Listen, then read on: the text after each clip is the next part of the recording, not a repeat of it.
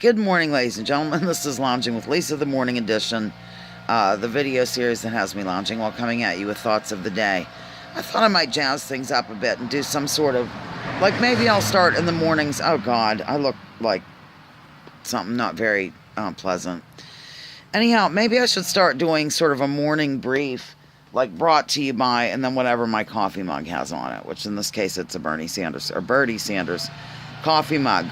Like this day in history or something to have a regular theme going in the mornings. But I am going to do, in this particular case, I'm going to talk this day in history because for those of you who watched my video about my father, who was born June 1, 1919, died June 10, 1991, very suddenly.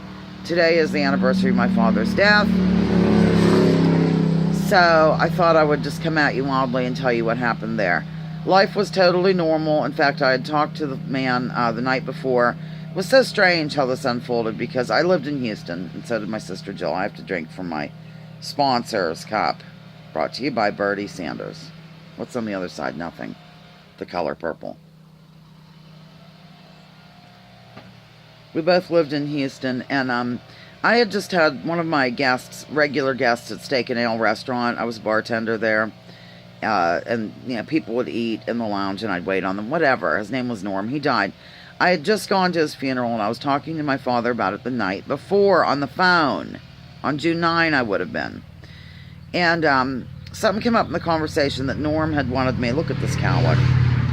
Norm had wanted me to go to church with him or something, and I never did, or this is back when I'd be inclined to do anything of a religious nature. And my father said it's really important to do things with people, especially older people, when they ask you to, because you never know.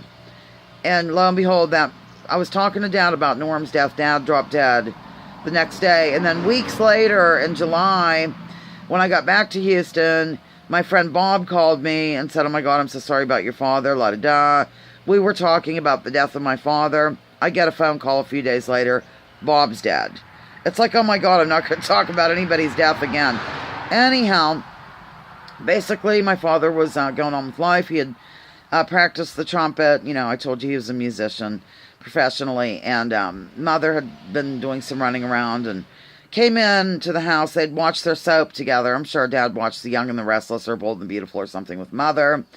And she went up to do something with the pool, because the pool still existed then. And came back in, and wait a minute, he was sick, had a headache, and he was leaning over the kitchen sink. Oh my God, my head.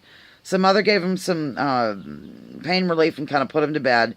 And then when she came back in, he was dead in the front bathroom. He made it that far and died of a massive cerebral hemorrhage. But the thing is, she tried to get him out of there to perform CPR, and she went flying. Maybe this video might help, because she went flying out to Route 6 here and was flagging people down to help her drag him out after she called the ambulance, of course. And some kid, Mother said maybe just 18 to 22 or something, stopped by and helped my mother drag my father out of that bathroom. And we, to this day, do not know who he is. Maybe some family member will see this video or something and let us know, because we put a thank you in the Tribune about it. Anyhow, bottom line is the man just keeled over dead. Dropped dead right there, boom. Massive cerebral hemorrhage.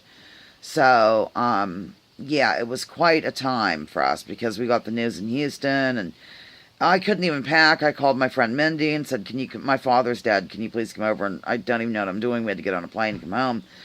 And it was just crazy, crazy, wild stuff. But I guess the moral of the video is that to take my father's advice, it is important to do things with people when they ask, especially older folks. Even if you're not inclined to go to church or do whatever the case may be, it's probably a good idea to spend time or take them up on their offer, because they could drop dead the next day. I could drop dead right now. Stop that evil thought. I know your thoughts. That's all. Lounging with Lisa, the video series that has me lounging while remembering the life, I guess, of George Blaine Hauserman, G. Blaine Hauserman, Blaine Hauserman. June 1, 1919, June 10, 1991. Yeah.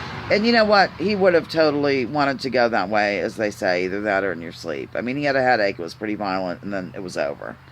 So, only 72 years old, though. That always bothered me. We always thought Dad would live to be 102, because he was so childlike, I guess. I mean, I would get him toys for the holidays. Like, I got him a model V8 engine set, and he was just fun. Okay, that's all. Signing off. Lounging with Lisa, the video series that now has me lounging and signing off.